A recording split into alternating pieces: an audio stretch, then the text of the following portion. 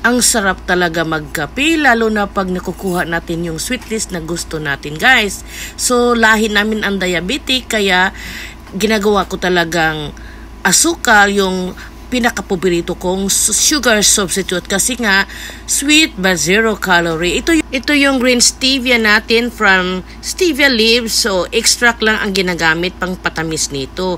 Kaya zero calorie but sweet.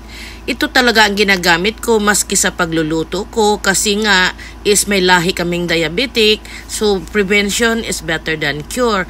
At saka tulad ko na ang shift ko talaga is palaging gabi, so kape talaga ang paborito kong inumin. At saka kakampi ko na talaga ang green stevia.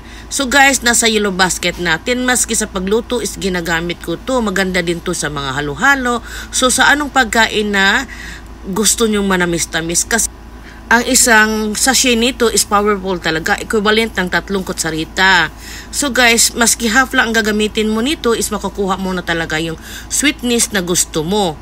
Kita ko dyan mga ibang stevia na brand is video prices siya. Dito talaga sa online, sa TikTok mismo is mas nakakamura ka kasi nga minsan may mga deal sila. 5+1 ito atong green stevia, guys.